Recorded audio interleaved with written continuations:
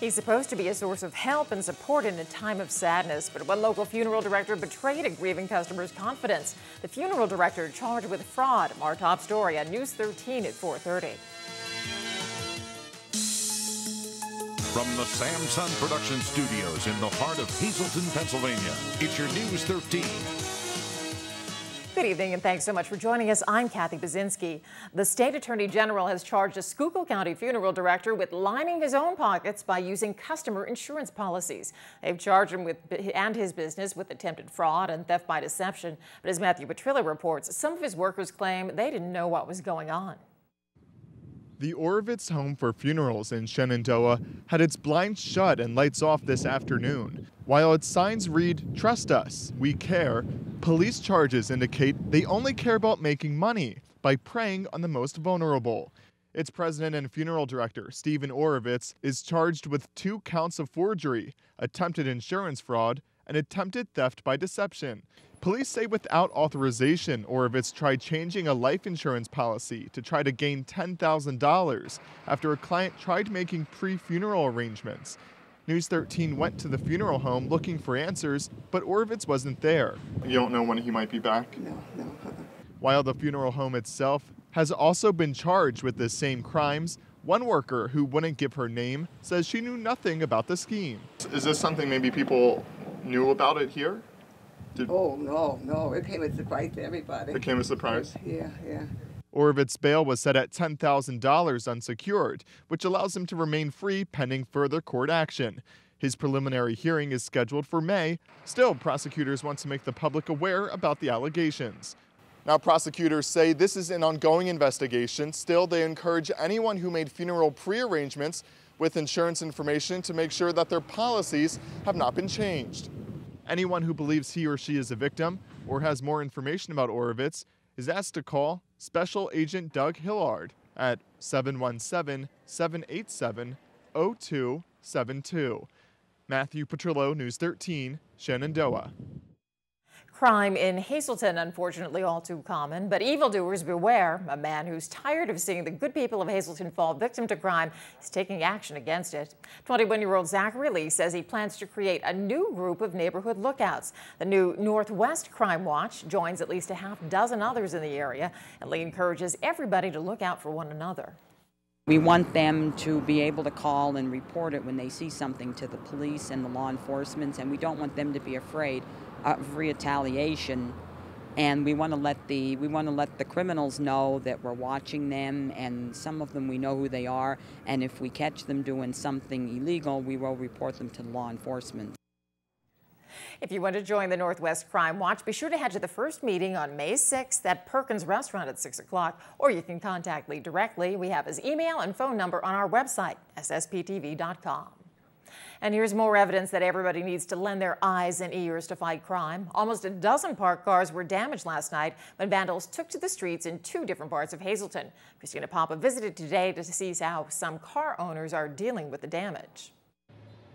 Gus Toribio tucks his new car safely behind his home on Laurel Street because he's afraid it might be damaged. I just bought me a Mercedes and I was afraid of that. Luckily right now it didn't happen to me, but you know, I'm like feeling really bad for my neighbors right now. Gus's car wasn't parked in front of his home last night when 4 of his neighbors' vehicles were vandalized. It was a spree throughout the city of Hazleton, and from what I understand, there were some cars in West Hazleton also. The damage appears to have been caused by a BB gun. Lieutenant Robert DeMelfi says Laurel Street wasn't the only area targeted. Almost a dozen car windows were damaged last night. Some of the streets were East Chestnut, East Broad Street, North Laurel, and South Cedar Street. We also received information that there might have been some vehicles damaged in West Hazleton also. At this time, we're aware in a city of about 10 vehicles. Nicholas Geraldo owns one of those 4 vehicles damaged on Laurel Street last night. He didn't know about the damage until the police came to his door. 4 cars. They broke the window last night.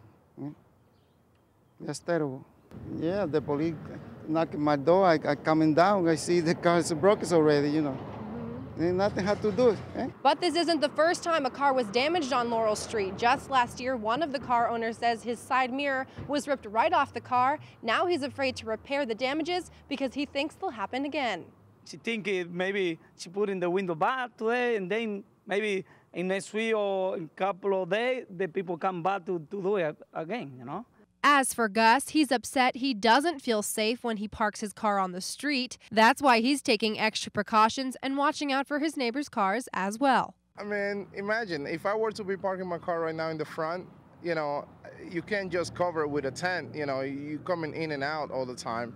But, I mean, it's just to try to be in the lookout, and if you see something, call the authority right away, let someone know. This is an ongoing investigation. If anyone has any information, they are asked to dial 911.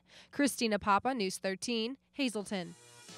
And coming up on News 13, soak up the sunshine and the warm weather while you can. We'll tell you when it'll go away in News 13 weather. But first, students at one local school not too happy about a personnel decision made by the school board. We'll tell you what they're trying to do about it just ahead on News 13. And let's check the winning midday lottery numbers. Good luck if you play. The daily number is 028, Big 4, 6700, Quinto 17001, and the treasure hunt 1, 2, 6, 18, and 22. Hope you won.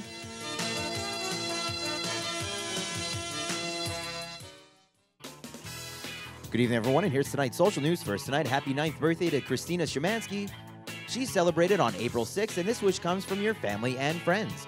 Also tonight, happy birthday to Helen Sacchetti of Junedale. Love from your family and friends. Tonight's Talk of the Town report, Community Services for Sight invites you to a Vera Bradley luncheon Sunday, April 14th at Capriotti's in McAdoo. Tickets are just $23 in advance and $26 at the door, and the ticket includes lunch and a chance to win new and retired Vera Bradley handbags. Call 570-455-0421 for more information. Also tonight, Yingling, along with the USA Boxing, are presenting the Pennsylvania Gold Gloves boxing event. The Tournament of Champions will be held Friday, April 12th at Marion Catholic High School. Doors open at 6 and first bout is at 7. For tickets or more information, please call 570-773-3966. And finally, the Greater Wyoming Valley Audubon Society is offering scholarships for area students to attend Nature Camp during the summer of 2013. Full scholarships are available to attend Nesquebec State Park Camp. For info or applications, please contact 570-403-2006. That's tonight's Talk of the Town. News 13 would like to send sincere condolences to the family and friends of these recently departed. Elizabeth J. Roberts of Lehighton. Services will be held Thursday at 9:30 a.m. from the Ovsack Funeral Home. Friends may call Thursday from 8 to 9:30 a.m. Aldine M. Kennelly of Sugarloaf. Arrangements will be announced by the Harmon Funeral Home. And Donald Smith of Whitehaven. Funeral is Wednesday at 9:30 a.m. from the Lehman Family Funeral Service. Friends may call Tuesday from 6 to 8 p.m. Tonight's obituaries have been brought to you by the Smilax Floral Shop located on 15th Street in Hazleton. For delivery to all local funeral homes, call 570-454-0111. And by Mia's. Once again, the Hazleton area's #1 rated restaurant. Call 570-501-3410 for information on luncheon packages.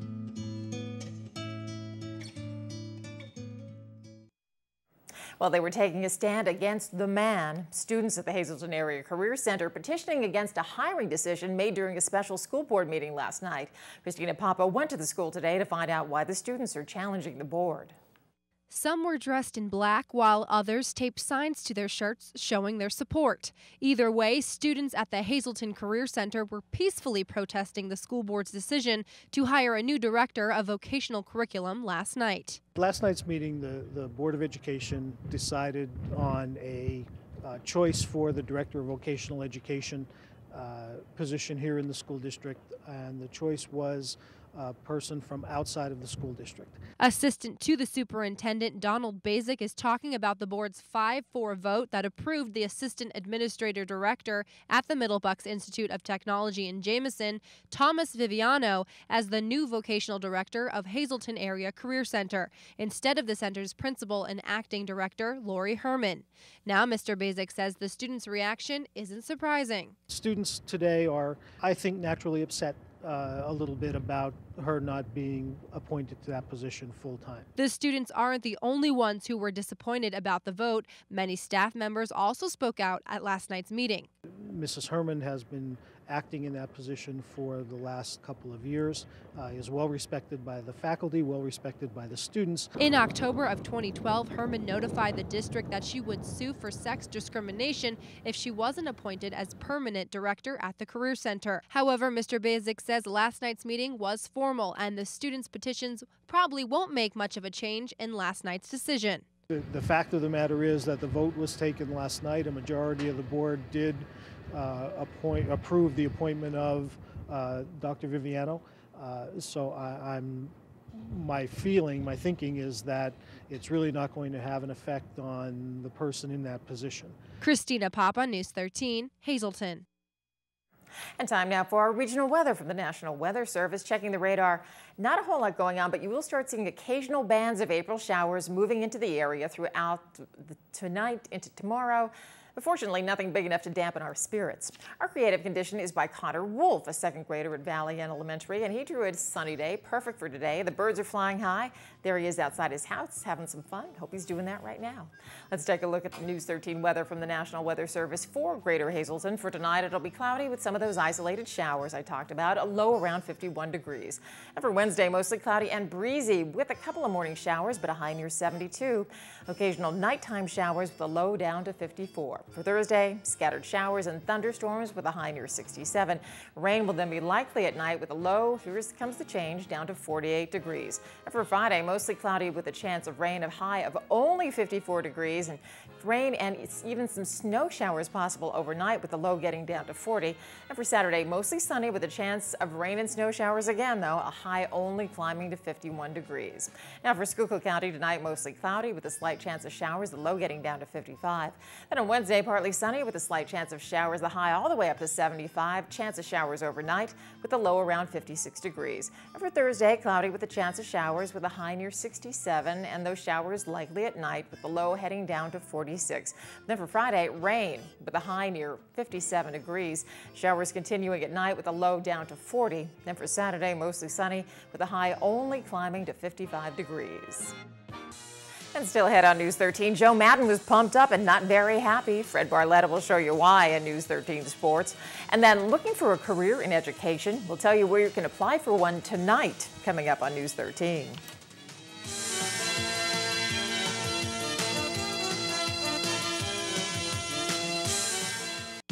SSPTV Sports on News 13 with Fred Barletta Jr.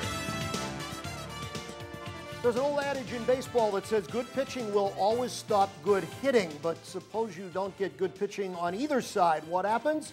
Well, you get yourself a slugfest. That's what happened yesterday up in Pittston, high school baseball, Wyoming Valley Conference. The good news is the Cougars outslugged the Patriots. There you go. 17-11 was the final. Almost looks like a football score between Pittston and Hazleton area.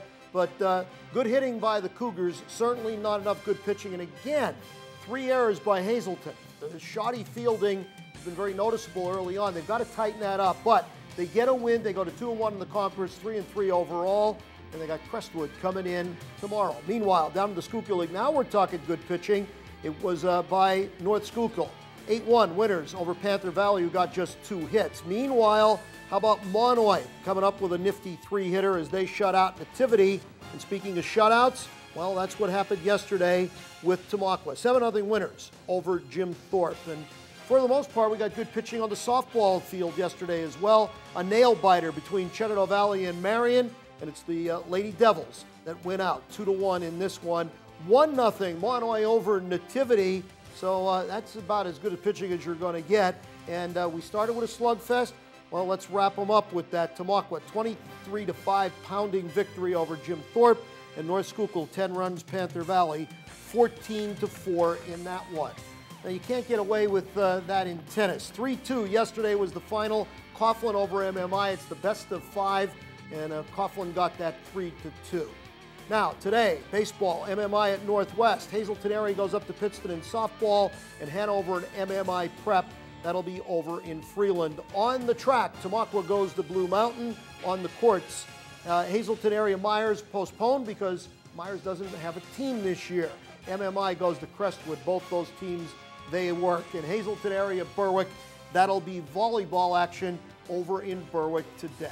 Now, If you didn't see this, this is absolutely unbelievable. Tampa rallied last night, and look at this call that cost them the game. This is absolutely unbelievable. Joe Nathan, well, his 300 save will be very memorable, but Marty Foster blew the call. He admitted that, by the way, so you got to give him credit for that, but just blew the call. Tampa was down 5-1 in this game. They came back to make it 5-4, had runners at the corner. Evan Longoria up next.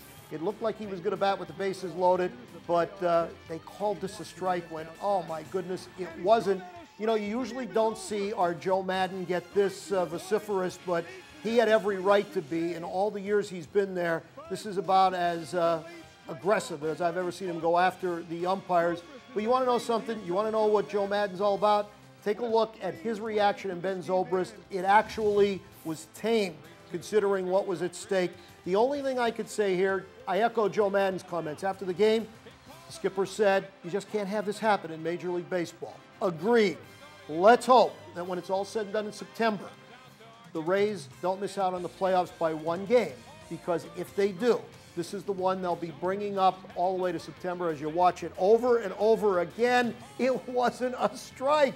Should have been bases loaded, but you put it in the books. Texas gets the win, 5-4. That's about as tough a loss as you're ever going to have. Meanwhile, in the minor leagues, Russ Kanzler showing that he's got this AAA thing down pat. Former International League MVP, well, 2 for 4, home run, 3 runs batted in. He's batting over 360, and it wasn't enough. He's about the only guy in Norfolk hitting the ball. They got drubbed 21-4. Kyle Landis, meanwhile, he didn't pitch. His Akron team 5-4 winners over Altoona.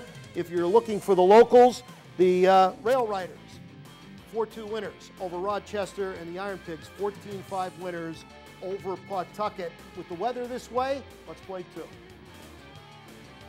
Hey, how hungry are you? Tonight, the most popular wing night in town is up at Bottlenecks. That's right, they've got the area's best wings, and every Tuesday, they're just $9.95 for all you can eat. All the delicious flavors. You can have as many as you like. You can't go wrong, and they are delicious. Up at Bottlenecks every Tuesday. They sponsor us not only on Tuesdays, but it's a great place.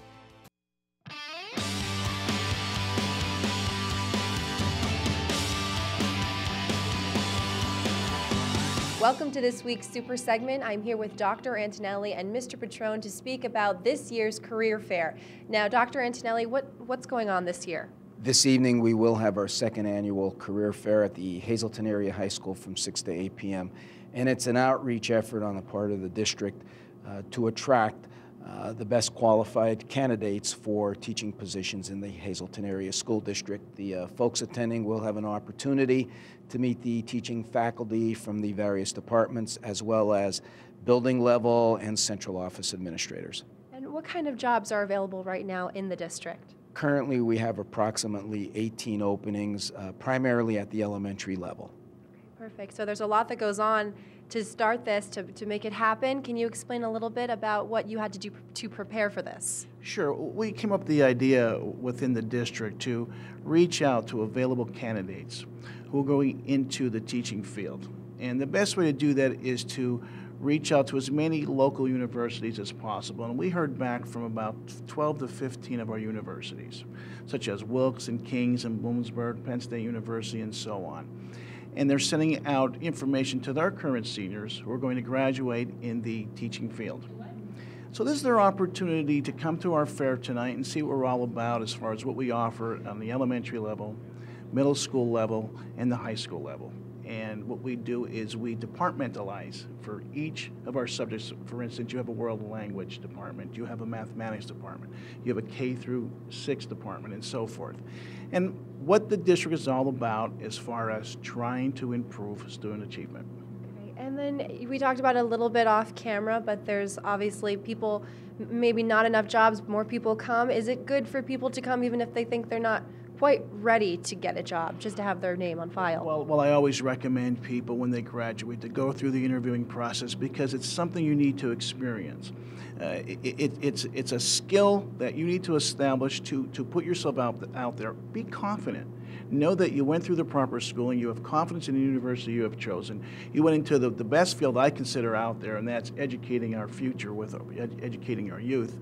So come to our career fair, see what we're all about, get your name on file. We want to have the opportunity to reach out to the best candidates available by doing this in April and in May, as opposed to losing some potential candidates to other school districts. Okay, thank you so much. And just one more time, Dr. Antonelli, when, what time, and where will this be? It'll be this evening from 6 to 8 p.m. in the gymnasium of the Hazleton Area High School. Perfect. Thank you so much. So thank you guys so much for meeting with us. Hope to see you guys there tonight, and that's this week's Super segment.